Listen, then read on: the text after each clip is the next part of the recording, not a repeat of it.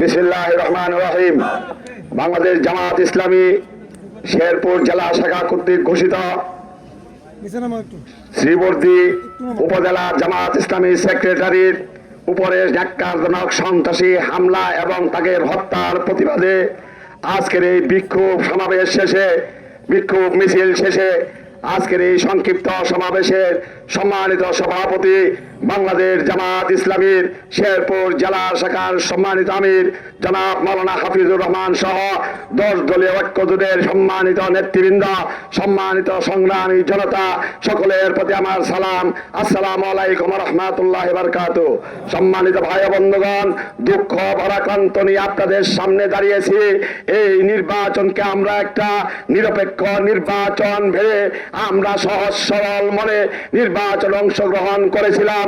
প্রশাসনের উপর আস্থা রেখে জুলাই বিপ্লবের রক্তের সঙ্গে বেইমানি না করে এই প্রশাসন নিরপেক্ষ ভূমিকা পালন করবে, এটাই ছিল আমাদের আশায়। কিন্তু আমরা দুঃখজনক এবং লজ্জাজনক ভাবে ঝিনাইগাতীতে প্রশাসনের যে আচরণ লক্ষ্য করেছি তা আমাদেরকে আশাহত করেছে।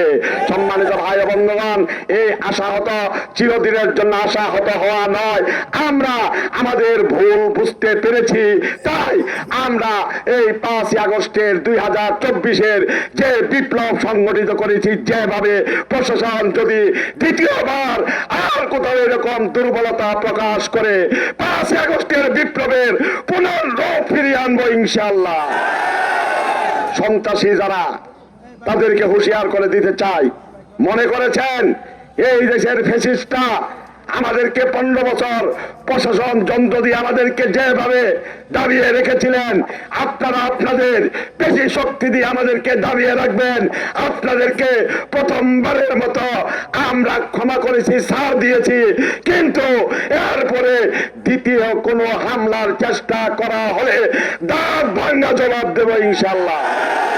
যারা এমপি হওয়ার স্বপ্ন দেখে মানুষের রক্তে হাত রঞ্জিত করছেন, মনে রেখেন, যারা অতীতে 15 বছর মানুষের রক্ত চুষে এমপি মন্ত্রী হয়েছিল তারা দেশে থাকতে পারে নাই। মানুষের টাকা চুষে চুষে চাঁদাবাজি করে সন্ত্রাসী করে আপনার পেট ভরে নাই। এখন আপনি মানুষের রক্ত চুষা শুরু করেছেন। এই হায়ানার মতো আচরণ বাংলার জনগণ নয়, শুধু শ্রীবর্দী ঝিনাইগাতী সহ শেরপুরের জনগণ মেনে নেবেন না। সুতরাং সর্বশেষ সময়ে আমি সাবধান করে দিতে চাই, আসুন আমরা অনেক রক্তের বিনিময়ে এই বাংলাদেশকে পুনরায় স্বাধীন করেছি। এই বাংলাদেশের জনগণের কৃষক, শ্রমিক, মেহনতি মানুষ সহ সকলের নিরাপত্তার স্বার্থে আমরা একটা সুষ্ঠু নির্বাচন করার লক্ষ্যে সকল দলকে আহ্বান জানাবো। আসুন আমরা জনগণের রায়ের প্রতি শ্রদ্ধা রাখি, জনগণের রায়ের প্রতি আমরা ভোট দিয়ে আগামী নির্বাচনে যে বিজয়ী হবে তাকেই আমরা মেনে নিব।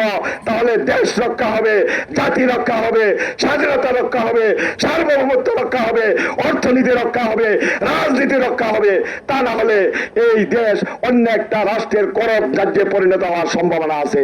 সংগ্রামী জনতা, আমি আপনাদেরকে অনুরোধ করতে চাই, কোন রাজনৈতিক দল যদি এই নির্বাচনকে বানচাল করার মাধ্যমে যদি এই দেশকে অন্য দেশের করতলগত রাজ্য বানানোর সুযোগ সৃষ্টি করে দেওয়ার চেষ্টা করে আরেকটা গণ বিপ্লবের মাধ্যমে তাদেরকেও প্রতিহত করবেন কিনা, কি বলেন?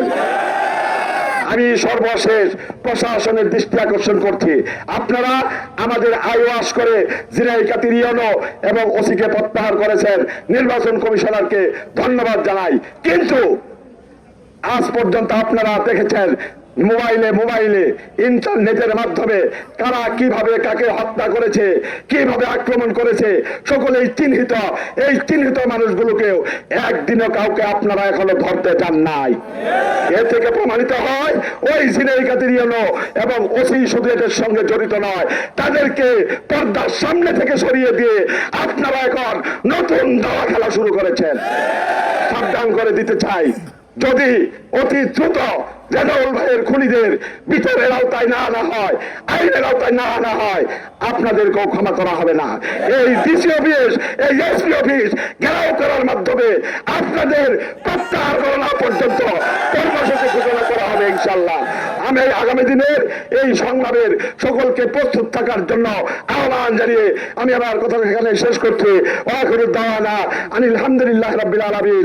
আসসালামু আলাইকুম ওয়া রাহমাতুল্লাহি ওয়া বারাকাতুহু।